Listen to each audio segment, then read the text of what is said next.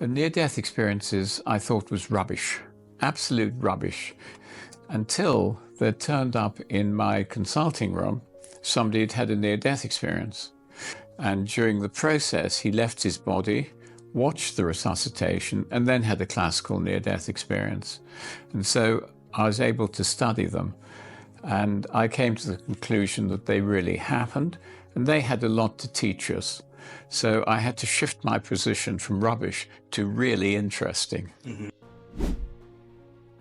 Studies into near-death experiences, or NDEs, have been ongoing for over 50 years, and many scientists now consider them significant evidence for the possibility of an afterlife. What's striking is that some of these researchers, like Dr. Bruce Greyson, started out as pure materialists. Well, I mean, to start with, I was raised in a scientific, materialistic household.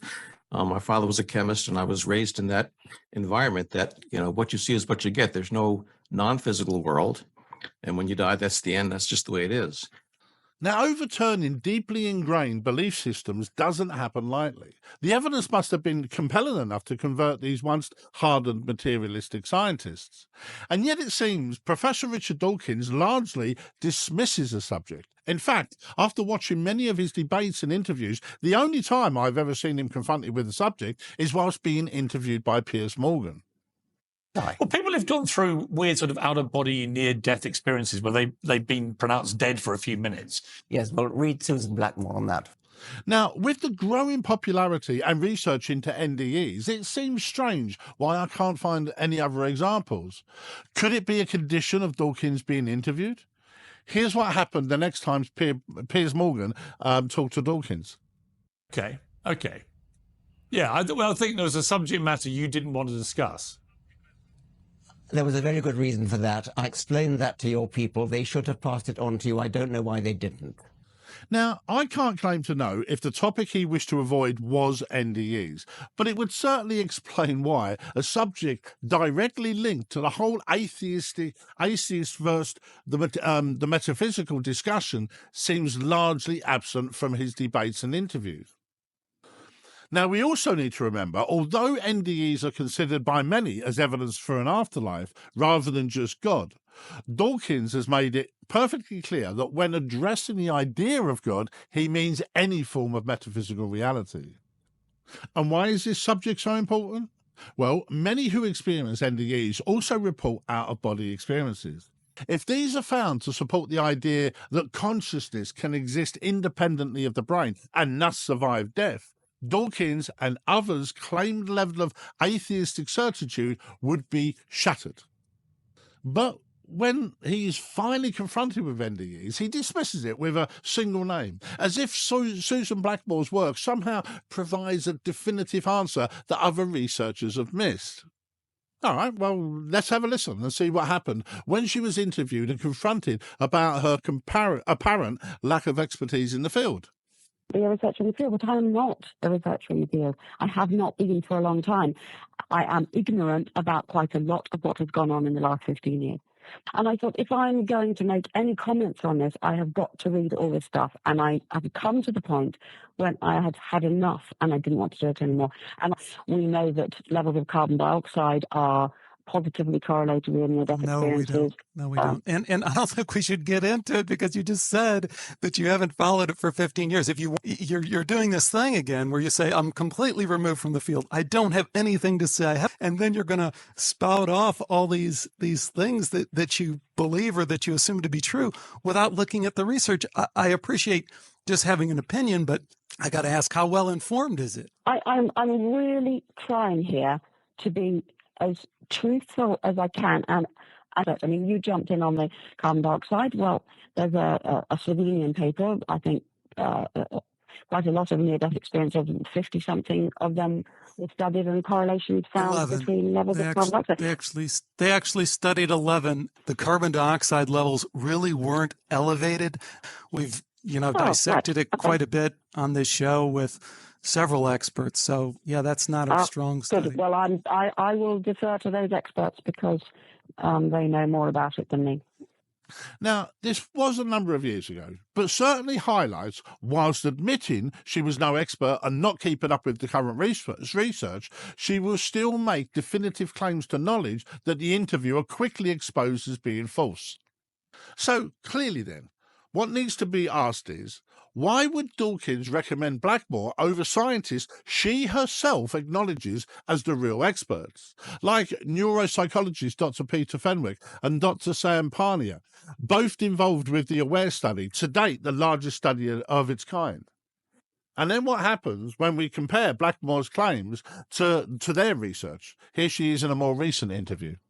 But let's just look at some of the things we know about near-death experiences. So, as in the earlier interview, first insisting she is going to educate the audience as to what's known about NDEs. For example, another interesting fact about this is tunnels, lights and so on are cross-cultural. Now here's Dr. Fenwick. Because you have to say that there are certain fundamentals which are culture-specific. For example, tunnels and light. So, not cross-cultural after all. So once again, it appears Blackmore remains uninformed. But let's focus on the fundamental topic of the out-of-body experiences.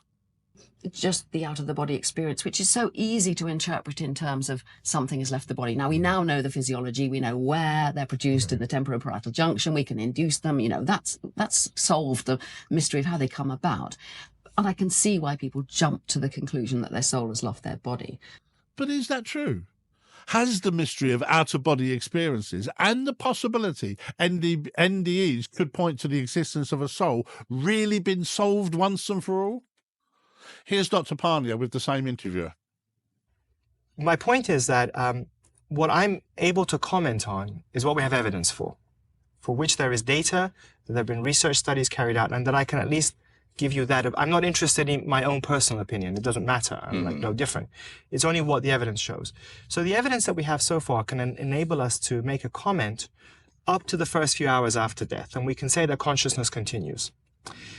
After that, I don't know what happens. Consciousness, the self, the psyche, the soul is such a mystery that we just don't know. And whatever we say would be personal opinions. Some people may say, well, I believe it must disappear. I can't say anything about that. And there are others who may conclude, well, look, if consciousness could continue for hours without brain function, I don't see why it would disappear suddenly a minute afterwards or after a period of time.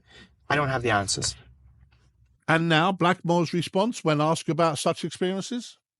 It obviously doesn't confirm an afterlife or a soul or anything like that. I don't think there's any evidence whatsoever. How about the claim? And as for the mystery of out-of-body experiences being solved, scientists like Parnia, Fenwick and Greyson aren't blind and arguably acknowledge that OBEs can be artificially induced in the lab. But it appears simply don't accept this is an adequate answer to the experiences reported through NDEs. First, consider another example. Apparently, scientists can stimulate parts of the brain to temporarily cause people to believe someone they know well is an imposter. Does this mean that all experiences of people being confronted by imposters should be classified as delusional? Of course not. Second, Blackmore's explanation also fails to address cases of people reporting verified events while flatlined. And Blackmore's response when asked about such experiences? Many in near-death experiences that they come back with information they didn't know, or show me, or show me. Yes, I did spend a long time ago investigating these. I mean, there was a very famous one a long time ago. A simple online search reveals that hundreds of such cases have been studied. So why is Blackmore demanding, show me, as if they somehow don't exist, and therefore forced to refer to a single case some 20 years ago? Here's another report confirming 287 out-of-body experiences, described as entirely realistic, with a high percentage of accurate observations that cannot be explained by brain function alone.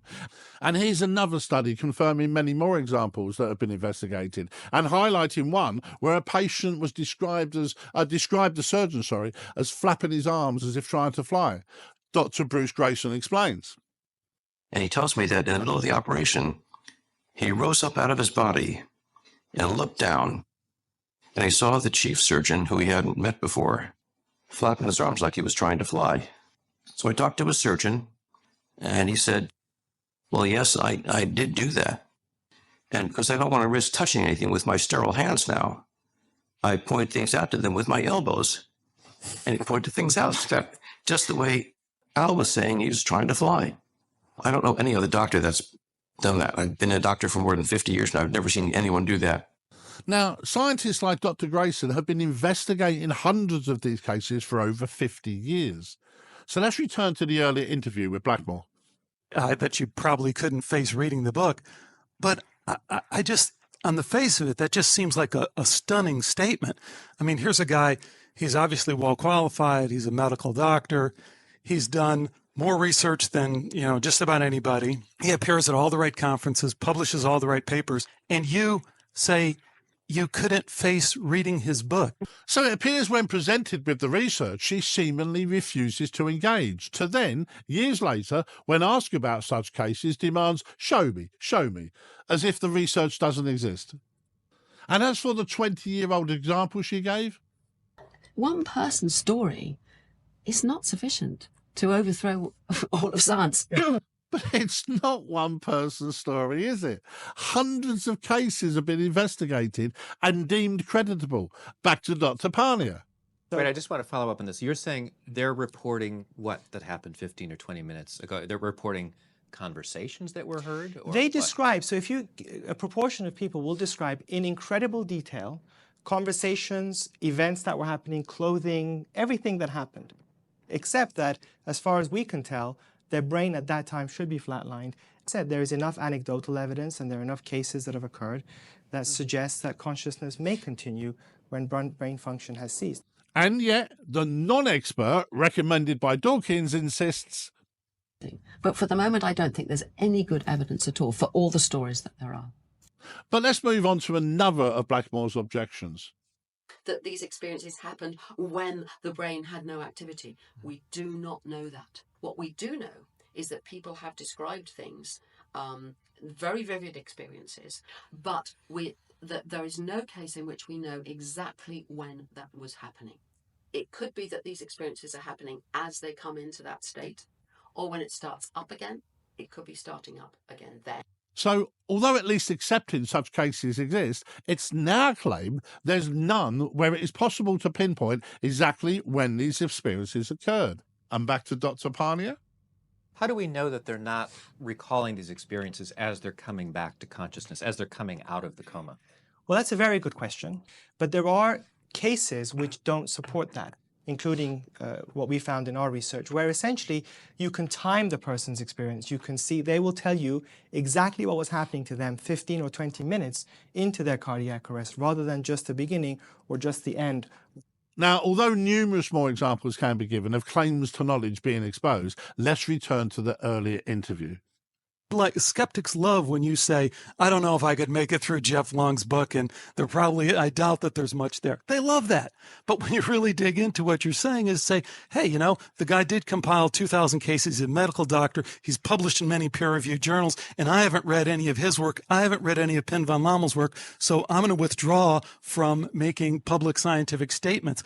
Okay, I think we could all get on board with that. But you're kind of throwing meat to the crowd here, this other crowd, the skeptical crowd that loves to hear you say these other things. I mean, and where I pull back from a lot of what you're saying is that I think people should be very skeptical of a lot of the things that you're saying. And that, for me, sums up Blackmore's position perfectly. Now back to Dawkins.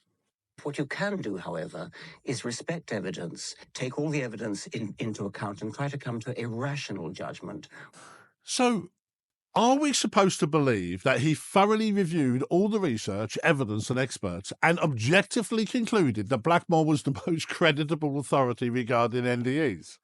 Well, it sounds very unscientific for anyone who claims to be a researcher in the field. But I don't. Or arguably being confronted with a make-or-break topic, a subject that could challenge the foundation of his atheistic certitude. Is this yet another example of Dawkins possibly being under the unconscious influences of confirmation bias? And then, if true, in line with its symptoms, to simply dismiss any expert whose research conflicts with his current worldview, to then select an individual that coincidentally agrees with it. An individual, by the way, who in 1999 published a book. And who wrote the foreword? That's right, Richard Dawkins. Or are we supposed to believe this too is just another coincidence of an objective selection? And I suppose if we are to invoke the critical thinking that Dawkins claims is the saviour of mankind, it would surely demand us to ask, and each of us to individually decide, how likely was Blackmore being selected the result of this kind of mindset? I do believe passionately in science, in truth, in objective truth. There is truth out there. It's up to us to discover it. Either way, I guess you or your biases will decide. Anyway, I will leave you with that thought. If you've enjoyed the content and found it to be thought-provoking, please like, share and subscribe to help the channel grow. So until the next time, take care, stay safe, and most of all, stay open. Bye-bye.